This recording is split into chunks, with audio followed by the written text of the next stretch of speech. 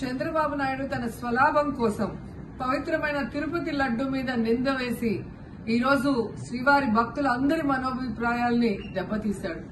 So మళ్లీ ఆ భక్తుల మనోభిప్రాయాల్ని పునరుద్దరించాలని, దానికి సుప్రీంకోర్టు కలుగజేసుకుని ఇది విచారించి నిజానిజాలు తెలపాలని మొదటి నుంచి మేము కోరుకుంటూనే ఉన్నాం.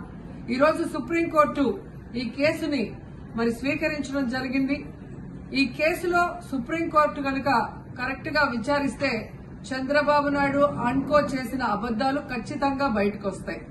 ఎందుకంటే మీరే చూశారు, చంద్రబాబు నాయుడు లాంటి వాళ్ళు ఒక సీఎం స్థాయిలో ఉండి తప్పు జరిగిందా లేదా అని విచారణ చేయకుండా, ఎటువంటి సాక్ష్యాధారాలు లేకుండా కేవలం జగన్మోహన్ రెడ్డి గారిని టార్గెట్ చేయాలి, ఆయన మీద నింద వేయాలి, ఆయన్ని హిందువులకి దూరం చేయాలన్న ఒక దురుద్దేశంతోనే ఈ యొక్క కామెంట్ చేశాడు అనేది స్పష్టం కాబోతుంది. ఎందుకంటే ఈ రోజు సుప్రీంకోర్టు ఈ కేసు తీసుకునేంత వరకు, ఆ డేట్ అనౌన్స్ చేసేంత వరకు సిట్ వేయనే లేదు. అంటే ఉన్నత స్థాయి విచారణ ఎక్కొట్టాలి, ఉన్నత స్థాయి విచారణ జరిగితే తాను చెప్పిన అబద్దం బయటపడుతుందన్న భయంతో సిట్ ని హడావిడిగా ఏర్పాటు చేయడం మనం అందరం కూడా గమనించాలి. మొదటి నుంచి మాకు సిట్ మీద ఎందుకు నమ్మకం లేదు అంటే, తన పరిధిలో ఉన్న సిట్ ని చంద్రబాబు నాయుడు వేస్తే ఆల్రెడీ తను ఒక జడ్జిమెంట్ ఇచ్చేశాడు కాబట్టి దానికి లోబడే అధికారులు అబద్దాలు మాట్లాడతారు, నిజాలు చెప్పరు.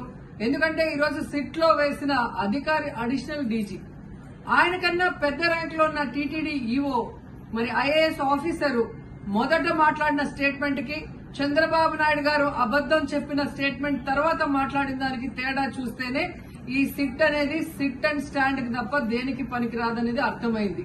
అందుకే మేము మొదటి నుంచి అడిగాము, సుప్రీంకోర్టులో విచారణ జరగాలి, సిబిఐకి డైరెక్షన్ ఇచ్చి విచారిస్తే ఖచ్చితంగా మత కల్లోలాలు సృష్టించాలనుకున్న చంద్రబాబు నాయుడు అన్కో అందరికీ కూడా బుద్ధి చెప్పే అవకాశం దొరుకుతుందని.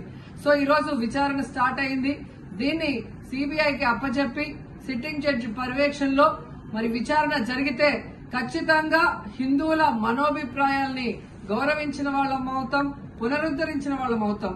లేకపోతే చంద్రబాబు నాయుడు వేసిన ఈ నింద పవిత్రమైన లడ్డూని తినాలా వద్దా, దీంట్లో కలిసిందా లేదా అన్న అనుమానంతోనే భక్తులందరూ కూడా ఈరోజు లడ్డూ తినకుండా వెళ్లిపోతుంటే ఒక తిరుపతి అమ్మాయిగా చాలా బాధేస్తుంది.